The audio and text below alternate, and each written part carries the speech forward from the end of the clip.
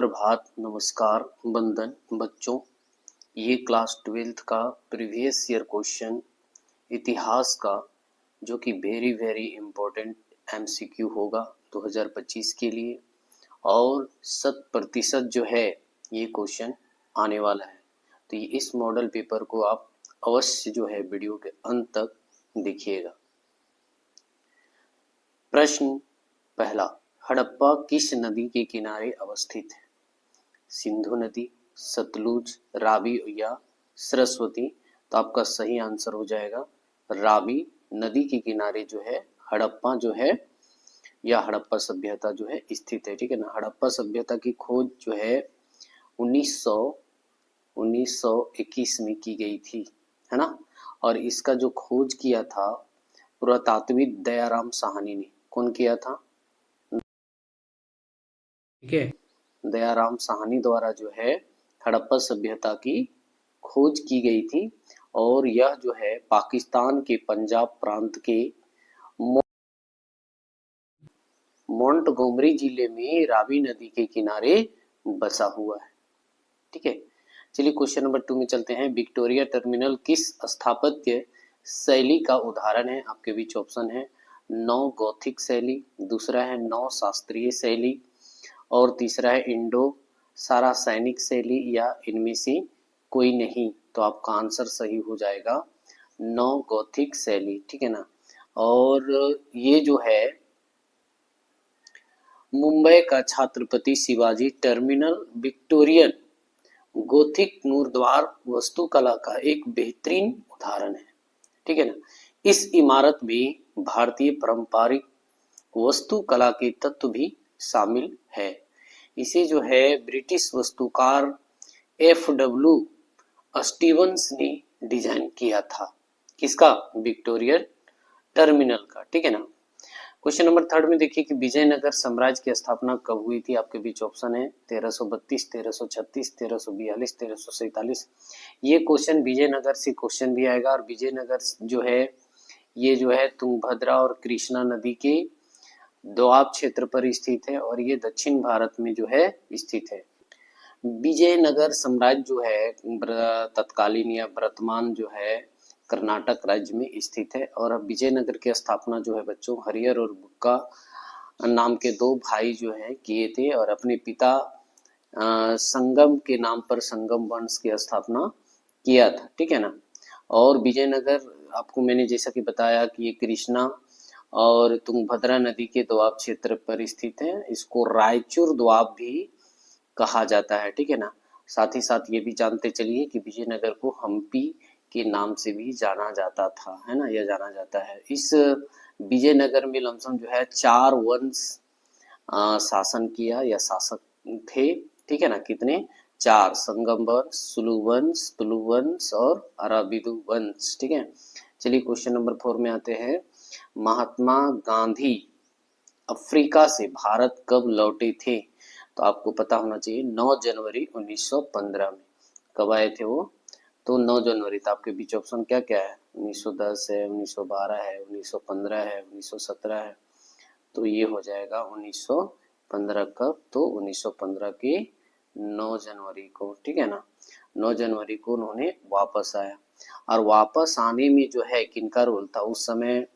उनकी उम्र जो था ना 45 साल के थे। 45 साल 3 महीना और 7 दिन लमसम उनका जो है आयु हो रहा था। गांधी जी के जो राजनीतिक गुरु रहे हैं वो है गोपाल कृष्ण गोखले और उसी के अनुरोध पर जो है दक्षिण अफ्रीका से भारत लौटे थे। महात्मा गांधी का जो राजनीतिक शुरुआत हुई वो गोपाल कृष्ण गोखले के आशीर्वाद से। गांधी जी की स्वदेश वापसी की याद में हर साल जो है 9 जनवरी को, कब? तो 9 जनवरी को जो है हर साल जो है ना प्रवासी दिवस जो है मनाया जाता है। जब ये अफ्रीका से लौटे थे 9 जनवरी को तो ये इसके याद में जो है 9 जनवरी को ही प्रवासी दिवस मनाया जाता है। चलिए क्वेश्चन नंबर हम लोग 5 में आते हैं। यहाँ बोल रहे हैं महावीर का जन्म कहाँ हुआ था? तो भगवान महावीर का जन्म जो है देख लेते हैं ऑप्शन क्या है, लुबनी में, कपिलवस्तु में, कुंडलवन में या सारनाथ में। तो सही आंसर जो होगा बच्चों, भगवान महावीर का जन्म जो हुआ था बिहार के वैशाली जिले के कुंडग्राम में हुआ था, ठीक है ना। तो कुंडलवन, कुंडग्राम यानी कुंडलवन में, ठीक है। तो आपका ऑप्शन सही हो जाएगा कुंडलवन, क्वेश्चन नंबर 5 का 3 हो जाएगा। उनका जन्म जो है चैत्र शुक्ल के 13 में हुआ था।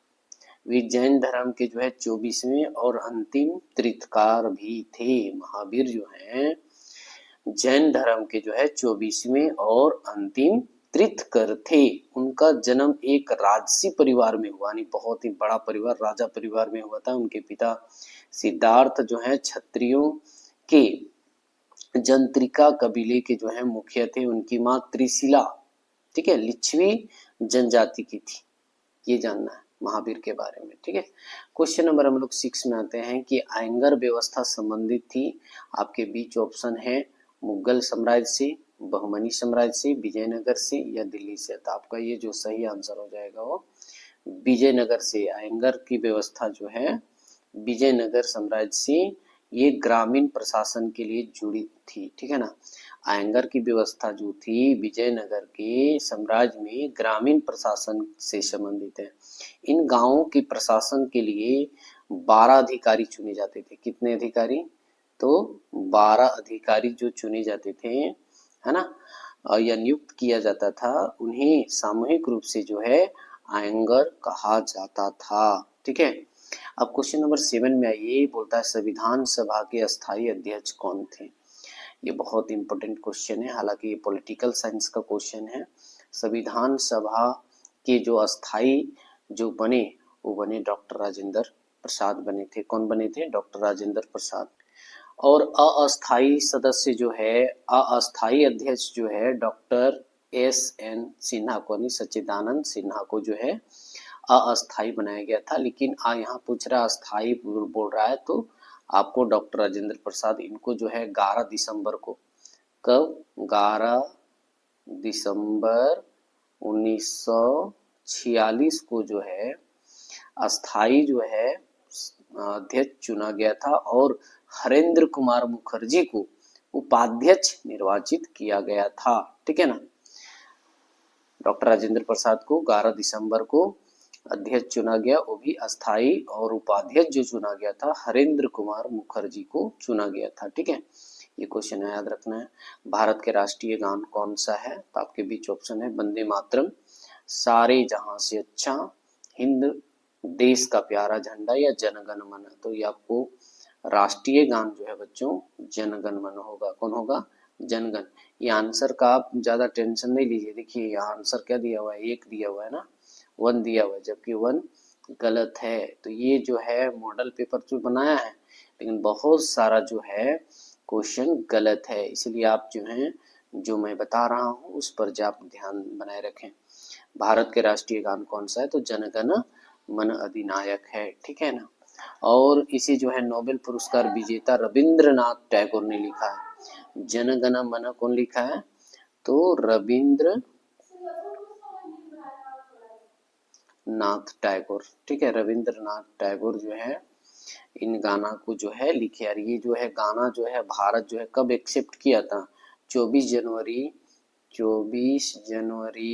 1950 को जो है भारत राष्ट्रगान के रूप में, या कहिए कि संविधान सभा ने इसे देश का राष्ट्रगान को अपनाया था। या जो है बंगाली भजन भारतो भाग्य विधाता का पहला श्लोक है, ठीक है। और इसे कौन लिखा है? रविंद्रनाथ टैगोर ने। इनको जो है नोबेल पुरस्कार से भी नवाजा गया था, ये याद रखना है। क्वेश्चन नंबर 9 में आते हैं, आईने अकबरी की रचना किसने की? देखिए ये जो है मुगल साम्राज्य के अकबर के शासनकाल में जो है लिखा गया था।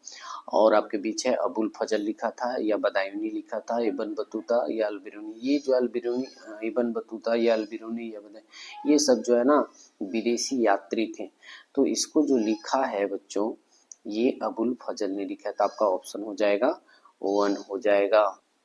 और अबुल फजल मुगल बादशाह अकबर के 9 रत्नों में से एक थे, इनका जो जन्म हुआ है 14 जनवरी 1551 में को हुआ था।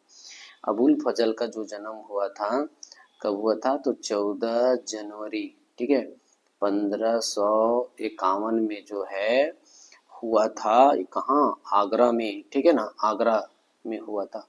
चलिए क्वेश्चन नंबर 10 में आते हैं, गांधी जी के राजनीतिक गुरु कौन थे। अभी हमने इसको पहले भी बताया, जब गांधी जी जो है कब, तो 1915 को, 9 जनवरी 1915 को जब भारत लौटे तो किसके आगरा से लौटे थे, तो गोपाल कृष्ण गोखले का। और गोपाल कृष्ण गोखले जो हैं किनका, तो गांधी जी का क्या है, राजनीतिक गुरु हैं। हालांकि गोपाल कृष्ण गोखले का जो राजनीतिक गुरु कौन थे, महादेव गोविंद रानाडे थे। गुरुओं के गुरु कौन है, महादेव गोविंद रानाडे। हालांकि गांधी जी का राजनीतिक गुरु गोपाल कृष्ण गोखले, ठीक है। अब दादा भाई नौरोजी को बोलेंगे तो ये भारतीय राष्ट्रीय कांग्रेस का अध्यक्ष रहे हैं, साथ ही साथ जो है इन्होंने सबसे पहले भारत में जो है राष्ट्रीय आय का आकलन किए थे।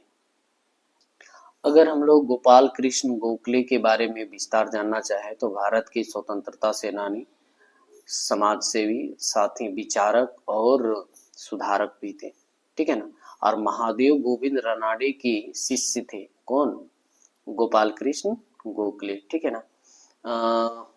और इनको जो है गोपाल कृष्ण गोखले को वित्तीय मामलों की बहुत समझ थी और उस पर जो है आधिकारिक रूप से जो है बहस करने की क्षमता थी उनमें, है ना।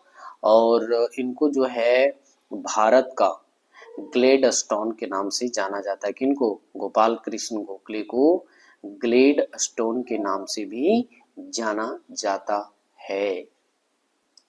बच्चों अगर हम लोग अशोक के अभिलेखों में कितने प्रकार के प्रांतों का उल्लेख है, आपके बीच ऑप्शन है 3, 4, 5, 7, तो सही आंसर जो हो जाएगा वो 5 हो जाएगा। देखिए यहाँ पर भी आंसर गलत लिखा हुआ है ना 1। तो ये जो मॉडल पेपर में जो आंसर दिया हुआ है बहुत ही गलत है, तो आप लोग ध्यान से देखिएगा। अशोक के अभिलेखों में कितने प्रकार के प्रांतों का उल्लेख है, तो 5 है, ठीक है ना। सम्राट अशोक के अभिलेखों के मुताबिक जो है मौर्य साम्राज्य में 5 प्रांत थे। पहला देखिए यहाँ पर क्या है कि अशोक के अभिलेख शिलालेख और समलेख और गुफा अभिलेखों में बटे हुए थे, ठीक है ना। यहाँ पर देखेंगे भारतीय संविधान में संसदीय प्रणाली किस देश से ली गई है। देखिए कोई ना कोई जो है भारतीय संविधान बहुत व्यापक है और एक लिखित संविधान है, कॉन्स्टिट्यूशन है, और ये जो है अनेक देशों से जो है मुख्य बातों को जो लोगों के हित में हो वो सारी चीजें जो है एडॉप्ट किया है। तो यहाँ अभी क्वेश्चन पूछ रहा है कि भारतीय संविधान में संसदीय प्रणाली किस देश से ली गई है, तो आपके बीच ऑप्शन है अमेरिका, ब्रिटेन, रूस, कनाडा। तो सही आंसर हो जाएगा ग्रेट ब्रिटेन से संसदीय प्रणाली को लिया गया है। अगर हम लोग संसदीय प्रणाली की बात करें बच्चों, ये जो है जिसमें प्रधानमंत्री देश का वास्तविक कार्यपालक होता है जो संसद के प्रति उत्तरदायी होता है। संविधान के अनुच्छेद 163, किसमें, अनुच्छेद 163 और अनुच्छेद 164, 63 और 64, ठीक है, 64 के अंतर्गत जो है राज्यों में संसदीय प्रणाली की व्यवस्था की गई है। अगर हम लोग अमेरिका की बात करें तो अमेरिका से जो है मौलिक अधिकार लिया गया है, संविधान की प्रस्तावना लिया गया है, अध्यक्ष महाभियोग लिया गया है, न्यायिक समीक्षा लिया गया है, अध्यक्ष और उपाध्यक्ष के कार्य भी लिए गए हैं। अमेरिका में कुल मिलाकर के आपको याद रखना है मौलिक अधिकार लिया गया है।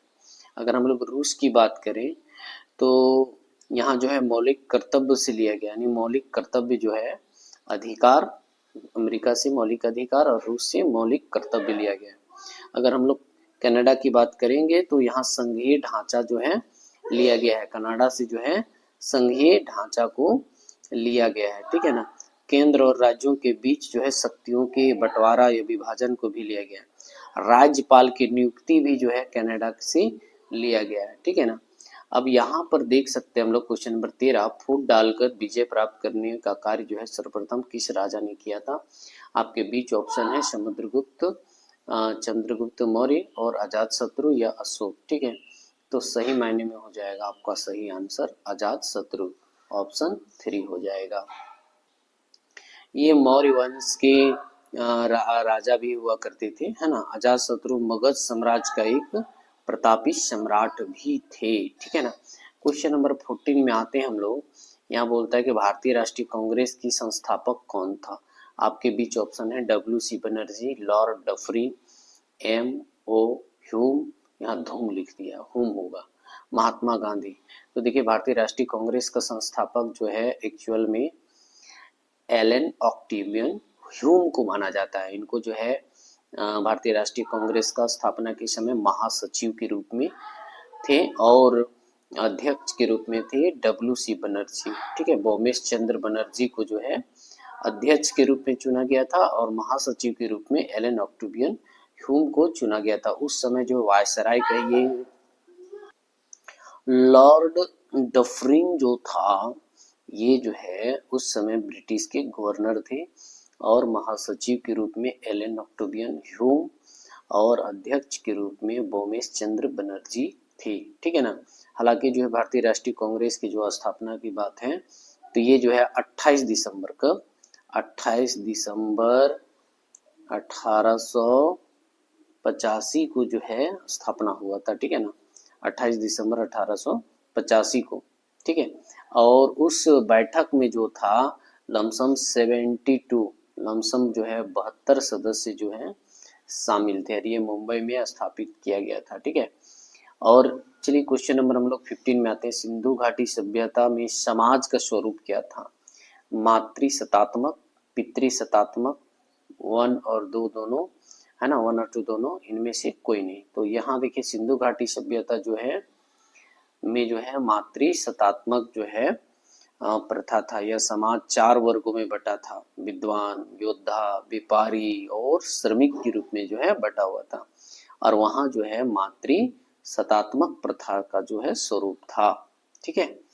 क्वेश्चन नंबर 16 में आते हैं। धम्म नीति की शुरुआत किसने की। देखिए धम्म नीति जो है बौद्ध धर्म से संबंधित है, ये भी आपको जानना है। ऑप्शन आपका चंद्रगुप्त द्वितीय है, चंद्रगुप्त मौर्य है, समुद्रगुप्त है, अशोक है। तो धम्म नीति जो है अशोक ने जो है कलिंग युद्ध के बाद जो है अपनाया था, ठीक है। और अशोक के धम्म के सिद्धांतों का मकसद जो था लोगों को नैतिकता, धर्मनिष्ठता और सामाजिक व्यवस्था के बारे में सिखाना था। चलिए हम लोग धम्म नीति के बारे में भी जान लेते हैं कि अशोक ने जो है धम्म का सिद्धांत में क्या क्या लिखा। तो इन्होंने अहिंसा के बारे में लिखा, सत्य बोलना, धर्मानुशासन, दान, कह रहा है कि संयम, भाव, वृद्धि, कृतज्ञता, सहिष्णुता, बड़ों का आदर करना इत्यादि जो है धम्म नीति के अंतर्गत अशोक ने लोगों को सिखाने का कोशिश किया। 17 क्वेश्चन में गेटवे ऑफ इंडिया का निर्माण जो है कब हुआ। आपके बीच ऑप्शन है 1910, 1911, 1912, 1913। तो सही आंसर हो जाएगा आपका 1911। कब, तो 31 मार्च 1911 का जो है गेटवे ऑफ इंडिया का निर्माण हुआ। इसकी आधारशिला जो है 31 मार्च 1911 को बॉम्बे के तत्कालीन governor sir George Sydenham Clarke ने रखी थी। गेटवे ऑफ इंडिया का निर्माण जो है पूर्ण रूपेण जो है 1924 में कंप्लीट हुआ था। देखिए 1911 में जो है इसकी जो है बुनियाद रखा गया था, आधारशिला रखा गया था और बनकर कब तैयार हुआ तो 1924 में जो है पूरा हुआ। यह इंडो सैनिक शैली से बनाया गया था। ये भी कभी कभी पूछ देता है कि गेटवे ऑफ इंडिया किस शैली के द्वारा बनाया गया है। तो यह जो है इंडो सैनिक शैली से बनाया है। यह बेसाल्ट से बना एक मेहराब है। यह विशाल अरब सागर के सामने है। देखिए अरब सागर के जो है किनारे है, ठीक है। ये जो है अरब सागर के किनारे। यह स्मारक किंग जॉर्ज पंचम और क्वीन मैरी के भारत आने के सम्मान में बनवाया गया था, ठीक है। किसके सम्मान में बनवाया गया था, तो यह जो है जॉर्ज पंचम यानी राजा थे और क्वीन मैरी के जो है भारत आने के सम्मान में बनाया गया था। अब आइए जित्तल क्या है, क्वेश्चन नंबर 18। तो जित्तल आपके बीच ऑप्शन है, सशस्त्र थे, सिक्का था, वाद्य यंत्र है या उपाधि है। तो सही आंसर जो हो जाएगा ये जो है एक तांबे से बना एक सिक्का था। ठीक है, जित्तल क्या है, तो तांबे से बना एक सिक्का था और ये दिल्ली की सल्तनत के सुल्तान इल्तुमिश ने इसे चलवाया था। कौन चलवाया था? इल्तुमिश। ठीक है, कहाँ की सल्तनत थे? तो दिल्ली के सल्तनत थे, है ना। जित्तल को दिल्ली वाला भी कहा जाता है, जित्तल को दिल्ली वाला। ठीक है, क्योंकि दिल्ली के सल्तनत इल्तुमिश द्वारा जो है तांबे के सिक्के बनवाया गया था, जिसे जित्तल कहा जाता है। अब क्वेश्चन 19 है, प्लासी की लड़ाई कब हुई थी? ठीक है, तो आपके बीच ऑप्शन है 1757, 1761, 1764, 1765। तो सही मायने में आपका आंसर जो हो जाएगा 1757 होगा। लेकिन ये 23 जून को हुआ था। कब? 23 जून। ठीक है, 23 जून को जो है 23 जून 1757 को प्लासी की लड़ाई जो है हुई थी और ये बंगाल के नवाब सिराजुद्दौला और उनके फ्रांसीसी सहयोगी और रॉबर्ट क्लाइव के नेतृत्व में ब्रिटिश इंडिया कंपनी के बीच लड़ी गई थी। यह लड़ाई जो है कोलकाता और मुर्शिदाबाद के बीच खुले मैदान में लड़ी गई थी। ठीक है, अब आइए महाभारत की रचना किसने किया? आपके बीच है वाल्मीकि, मन्नु, याज्ञवल्क्य, वेद व्यास। देखिए यहाँ पर आपका ऑप्शन क्या दिया हुआ है? 2 दिया हुआ है, जबकि सही आंसर जो होगा वेद व्यास होगा। क्या होगा? वेद व्यास जो है महाभारत की रचना किए थे। तो आंसर बहुत सारा गलत दिया हुआ है। अब यहाँ पर कह सकते हैं कि महाभारत का प्राचीन नाम जो था जय संहिता था। क्या नाम था? महाभारत का प्राचीन नाम जय संहिता। जय संहिता जो है इनको कहा जाता था। ठीक है, और मूल कथा का जो रचयिता था महाभारत का वो भाट सारथी था। और यह जो है महाभारत का पुनः संस्करण 1919 में जो एक योजना तैयार किया गया था उसमें बी.एस. सुधांकर थे। कौन? बी.एस. सुधांकर। संस्करण महाभारत का पुनः संस्करण जो है बी.एस. सुधांकर के द्वारा और मूल कथा के रचयिता जो थे भाट सारथी थे। हालांकि महाभारत की रचना कौन किया? वेद व्यास किए थे। ठीक है, क्वेश्चन नंबर आ जाते हैं हम लोग 21। देखिए आईने अकबरी से 2 को क्वेश्चन आ गया अभी तक। आईने ए अकबरी को कितने भागों में विभाजित किया गया था? ठीक है ना, किया गया है। तो आपका जो है आईने अकबरी को जो है 5 भागों में जो है बांट करके लिखा गया है। ठीक है, कितने भागों में? तो 5 भागों में। अबुल फजल द्वारा लिखा गया यह ग्रंथ है। कौन लिखा है? अबुल फजल। ठीक है, जिसे फारसी भाषा में लिखा गया था। यह ग्रंथ सम्राट अकबर के शासनकाल में मुगल साम्राज्य के प्रशासन का विवरण देता है। ठीक है, आईने अकबरी के अंतर्गत जो है मुगल साम्राज्य के प्रशासन का विवरण लिखा गया था। इसे 5 भागों में बांटकर लिखा गया। ठीक है, 22 क्वेश्चन में है, विजयनगर के स्थानीय मातृ देवी कौन थी? चंपा देवी, पंपा देवी, महानवमी देवी या मामला देवी? तो ये पंपा देवी के नाम से जाना जाता है। ठीक है, विजयनगर का स्थानीय मातृ देवी का नाम क्या था?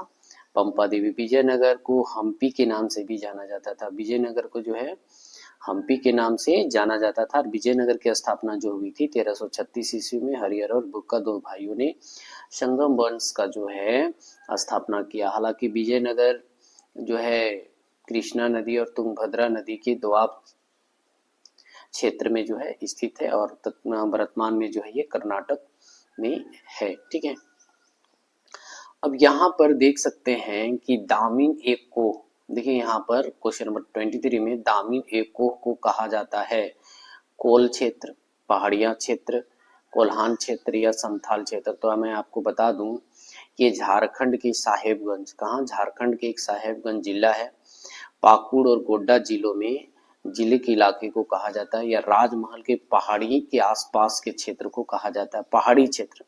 तो पहाड़ी है तो आपका ऑप्शन क्या हो जाएगा? 2। क्या हो जाएगा? 2। इसलिए दामिन एक को जो है साहेबगंज के जो राजमहल पहाड़ी है ना, वहां पर एक पहाड़ी जनजाति के लोग रहते थे। काफी जो है ये कॉलिन मैकेंजी वगैरह को परेशान किया था। ये जो है स्थायी कृषि नहीं करके झूम की कृषि किया करते थे और अंग्रेजों को जो है टैक्स नहीं देते थे या कर नहीं देते थे, तो इसलिए वहां संथाल को भी बसाया गया कॉल मैकेंजी के द्वारा।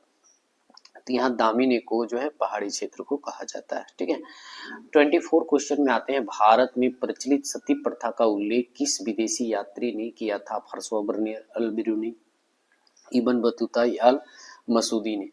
तो यहाँ पर सभी जो है विदेशी यात्री है और भारत के बारे में कुछ ना कुछ जरूर लिखा है, लेकिन यहाँ मुख्य रूप से अगर कहा जाए तो सती प्रथा से रिलेटेड जो है अल बिरूनी ने अपनी किताब में जो है उल्लेख किया है। उनका जन्म जो है उज्बेकिस्तान के ख्वारिज़म से हुआ था। वो जो है अल बिरूनी कहाँ से आए थे? तो ख्वारिज़म से आए थे। ठीक है ना।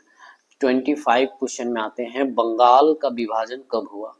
देखिए यहाँ ऑप्शन है 1902, 1905, 1906, 1907। तो सही आंसर हो जाएगा 1905। ये जो है 16 अक्टूबर को, कब?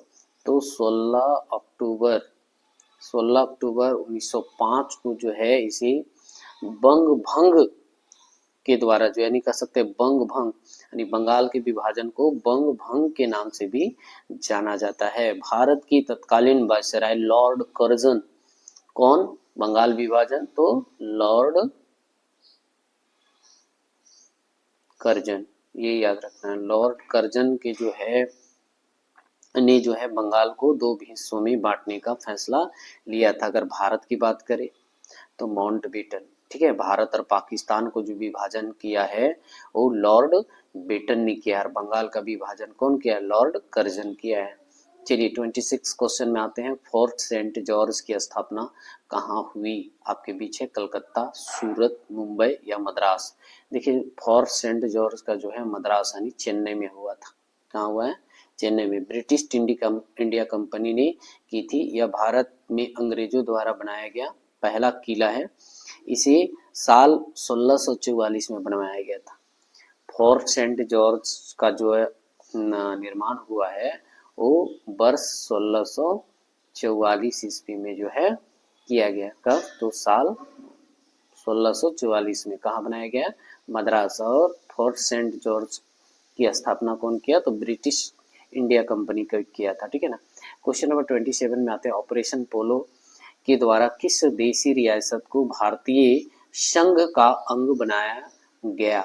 तो आपके बीच है जम्मू कश्मीर, जूनागढ़, हैदराबाद, मणिपुर। ये चार, देखिए 565 जो है रजवाड़ा था। कितना? 565। ये जो है भारत में रियासत जो है टोटल कितना था? 565। लेकिन ये चार ऐसे जो थे जो भारत में मिलना नहीं चाहते थे, ये सीधा पाकिस्तान के साथ जाना चाहते थे। ठीक है, या जम्मू कश्मीर हरी सिंह तो अलग ही एक देश बनाने का सपना देख रखा था। लेकिन जब पाकिस्तान इन लोगों पर खास करके जम्मू कश्मीर पर आक्रमण किया तो तब जाकर हरी सिंह जो है दौड़े दौड़े सरदार भाई पटेल के पास आया और वो जो है अनुरोध करने लगा कि हमें बचा लीजिए। ठीक है ना, तब जा करके जो है बचाया गया। हालांकि यहाँ पर क्या बोल रहा है? ऑपरेशन पोलो। ठीक है, ऑपरेशन पोलो का मतलब है कि जब कोई प्रांत जो है या रियासत जो है नहीं मान रहा होता है तो वहाँ जो है पुलिस का हमला किया जाता है। सैनिक के दबाव से जो है वो उसको शामिल किया जाता है। ठीक है ना।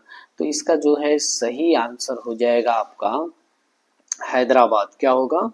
हैदराबाद के जो निजाम रहते हैं ना, हैदराबाद के निजाम। ठीक है, देखिए यह ऑपरेशन सितंबर 1948 में चलाया गया था। ऑपरेशन पोलो कब चलाया गया था? 1948। जब भारत आजाद हो गया उसके बाद जितने भी रियासत था यानी 565 रियासतों को एक अखंड भारत बनाने का जो है सौंपा गया था। किनको? सरदार वल्लभ भाई पटेल को। ये चारों काफी दिक्कत कर रहे थे तो अलग अलग ऑपरेशन चला करके जो है इनको भारतीय संघ में मिलाया गया। लेकिन यहाँ पर ऑपरेशन पोलो की बात है तो हैदराबाद के साथ जो है ये किया गया था। ठीक है, यह सैनिक अभियान था। यह सेना को, अभी मैंने कहा कि सेना भेज करके जो है वहाँ के जो आंदोलनकारी थे या अलग पाकिस्तान के साथ मिलना चाह रहे थे उनको जो है खूब ठोका गया। तब जाकर के लोग जो है भारत में मिलने के लिए या कह सकते अपने आप को आत्मसमर्पण कर दिया। इस ऑपरेशन के जरिए हैदराबाद के निजाम के शासन को खत्म किया गया था और इस ऑपरेशन के नेतृत्व में मेजर जनरल JN चौधरी ने किया था और 17 सितंबर 1948 को निजाम के आत्मसमर्पण के साथ ही ऑपरेशन पोलो भी खत्म हो गया। देखिए निजाम जो है कब 17 सितंबर को जो है 17 सितंबर 1948 को जो है क्या कर दिया, आत्मसमर्पण कर दिया सरदार पटेल के आगे। और यही कारण है कि हैदराबाद जो 1948 में जाकर के भारत के अंग बन गया। क्वेश्चन नंबर 28 में आते हैं हम लोग, भारत का अंतिम वायसराय किसे माना जाता है। तो अभी मैंने कहा कि भारत का विभाजन जो है लॉर्ड माउंटबेटन के द्वारा हुआ था। किसके द्वारा, लॉर्ड माउंटबेटन के द्वारा, ठीक है ना। यह 3 जून 1947 को माउंटबेटन ने एक प्रेस कॉन्फ्रेंस में भारत के विभाजन की घोषणा किया था। कब, 3 जून को, ठीक है, 3 जून 1947 को ही जो है भारत को विभाजन का जो है घोषणा कर दिया लॉर्ड माउंटबेटन, ठीक है। और अभी हम लोग पढ़ रहे थे बंगाल का विभाजन या बंगाल का जो है कह सकते हैं कि अलग करने का जो काम 1905 में किया गया वो लॉर्ड कर्जन द्वारा किया गया, ठीक है ना। चलिए आगे आते हैं हम लोग, करो या मरो का नारा किसने दिया। 29 क्वेश्चन में आते हैं, करो या मरो का नारा जो है आपका महात्मा गांधी जी ने दिए थे। कौन दिए थे, महात्मा गांधी, ठीक है। और ये जो है 8 अगस्त, कब, 8 अगस्त 1942, 8 अगस्त 1942 को बम्बई की गोवालिया टैंक मैदान में करो या मरो का नारा दिया था, ठीक है ना। यह नारा जो उन्होंने भारत छोड़ो आंदोलन के दौरान दिया था। कब दिया था, भारत छोड़ो आंदोलन। हालांकि सुभाष चंद्र बोस की अगर बात करें तो ये जो तुम मुझे खून दो मैं तुम्हें आजादी दूंगा, दिल्ली चलो का नारा, महात्मा गांधी को राष्ट्रपिता की उपाधि जो है सुभाष चंद्र बोस ने ही दिया। रविंद्रनाथ टैगोर ने जनगण मन लिखा। अब आइए 30 क्वेश्चन में, काला कानून किसे कहा जाता है। Wood's dispatch, communal award, Hunter report या रॉलेट एक्ट को। तो सही आंसर आपका हो जाएगा रॉलेट एक्ट को काला कानून कहा जाता है। यह एक काला कानून था। इस कानून के तहत जो है बिना मुकदमे के किसी भी व्यक्ति को जेल में डाला जा सकता था। साल 1919 की बात है। कब की बात है, तो 1919 में ब्रिटिश सरकार ने भारत में लागू किया था। इसे अराजक और क्रांतिकारी अपराध अधिनियम 1919 भी कहा जाता है। चलिए क्वेश्चन नंबर 31 में आते हैं। बोल रहा है कि भारत में आने वाले पहले यूरोपियन कौन थे, अंग्रेज, डच, फ्रांसीसी या पुर्तगाली। तो सही आंसर हो जाएगा पुर्तगाली जो है भारत में आने वाली सबसे पहला यूरोपियन है, ठीक है ना। भारत में सबसे पहले 20 मई 1498, कब, तो 20 मई 1498 की बात है। खोजकर्ता वास्को डी गामा के नेतृत्व में आए थे। इन लोगों ने मालाबार तट पर कालीकट में कदम रखा था, ठीक है। पहला पुर्तगाली कौन, वास्को डी गामा, कब, 20 मई 1498 में आया था, ठीक है। और ये जो है मालाबार किधर है, अरब सागर की तरफ, ठीक है ना। अरब सागर के तटीय क्षेत्र को मालाबार तट कहा जाता है। और वहीं पर जो है केरल में कालीकट है, तो कालीकट में कदम रखा था, ठीक है ना। चलिए 32 में आते हैं। बोल रहे मुगल कालीन चित्रकला किसके शासन काल में चरमोत्कर्ष पर पहुंची थी। आपके बीच ऑप्शन है अकबर, शाहजहां, जहांगीर या हुमायूं। तो सही आंसर हो जाएगा जहांगीर के कार्यकाल में जो है मुगल काल की चित्रकला के शासन जो है चरमोत्कर्ष पर जो है पहुंचा था, ठीक है। एक्चुअली जहांगीर जो था वो काफी जो है संगीत और चित्रकला में जो है और प्रकृति से काफी जो है प्रभावित था, है ना। इसलिए जो है उन्होंने चित्रकला पर विशेष ध्यान दिया। हालांकि जहांगीर के समय जो मुगल चित्रकला का स्वर्ण काल भी कहा जाता है। कौन काल कहा जाता है, स्वर्ण काल कहा जाता है, ठीक है। चलिए 33 में आते हैं। त्रिपिटक साहित्य किस धर्म से संबंधित है। तो ये त्रिपिटक जो है बौद्ध धर्म से संबंधित है। जैसे भी धम्म भी आया था, क्या आया था, धम्म। तो धम्म कौन शुरू किया था, अशोक। तो धम्म भी जो है बौद्ध धर्म से, और त्रिपिटक साहित्य भी जो है बौद्ध धर्म से जो है संबंधित है, ठीक है ना। त्रिपिटक भगवान बुद्ध के उपदेशों का एक बड़ा संग्रह है। और त्रिपिटक में 3 चीज को रखा गया है, ठीक है, 3 भाग में जो है बांट करके लिखा गया है, इसलिए त्रिपिटक कहा जाता है। पहला भाग में विनय पिटक, तो और विनय पिटक में जो है भिक्षुओं के लिए नियम और कायदे लिखे गए हैं। दूसरा में यहाँ था सूत्र पिटक, ठीक है ना, सूत्र पिटक में जो है बुद्ध की शिक्षाओं को प्रकाशित किया गया है। और तीसरा था अभिधम्म, और इसमें जो है फिलोसफी लिखा हुआ है या दार्शनिक विश्लेषण जो है लिखा हुआ है। इसलिए जो है बौद्ध धर्म के त्रिपिटक जो है विनय पिटक, सूत पिटक और अधिधम्म पिटक को कहा जाता है, ठीक है ना। क्वेश्चन नंबर 34 में आइए, कैप्टन हॉकिंस किस मुगल दरबार में आया था, ठीक है। तो ये जो है जहांगीर के कार्यकाल में आया था, ठीक है ना। जहांगीर जो है जहांगीर के कार्यकाल में जो है कैप्टन हॉकिंस, ये कौन था, तो ईस्ट इंडिया कंपनी के जो है प्रतिनिधि बन करके आया था, ठीक है। किसके कार्यकाल में, तो जहांगीर। और कैप्टन हॉकिंस ने कब आया था, तो ये जो आया था 1608 में आया था। कब आया था, 1608 में। कहाँ, सूरत, कहाँ, सूरत, ये याद रखना है, ठीक है ना। और ये वहीं पर जो है अपना लंगर डाला था, ठीक है। चलिए क्वेश्चन नंबर 35 में आते हैं, गांधी इरविन पैक्ट कब हुआ। तो आपके बीच ऑप्शन है 1927, 1928, 1931, 1935। तो सही मायने में जो है 5 मार्च 1931 को यह समझौता महात्मा गांधी और तत्कालीन वायसराय लॉर्ड इरविन के बीच हुआ था, और इसे दिल्ली पैक्ट के नाम से भी जाना जाता है, ठीक है। अब यहाँ जो है 36 क्वेश्चन में है, 1857 का विद्रोह कहाँ से आरंभ हुआ, तो सबको जानता है बाबू, मेरठ, ठीक है। मेरठ से, कहाँ से, मेरठ से। यह विद्रोह जो है ब्रिटिश इंडिया कंपनी के खिलाफ था। इसी सिपाही विद्रोह या प्रथम स्वतंत्रता संग्राम भी कहा जाता है। अगर आपको 1857 के बारे में विशेष जानकारी, तो मेरा वीडियो बना हुआ है, आप प्लेलिस्ट हिस्ट्री में चले जाएं, आपको 1857 का वीडियो मिल जाएगा पूरा डिटेल। अब 1857 से लॉन्ग क्वेश्चन भी पूछेगा, ठीक है। चलिए क्वेश्चन नंबर हम लोग आ जाते हैं 37। नए नार संत पूजा करते थे, तो शिव जी का वो पूजा करते थे। किसका पूजा करते थे, शिव भगवान का जो है पूजा किया करते थे, ठीक है ना।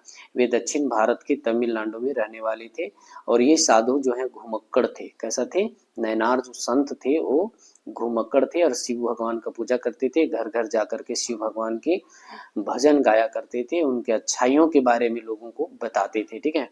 अब है दांडी किस राज्य में स्थित है, तो ये गुजरात में है। कहाँ पर है, गुजरात राज्य में स्थित है, ठीक है। दांडी यात्रा जो है 12 मार्च, कब, 12 मार्च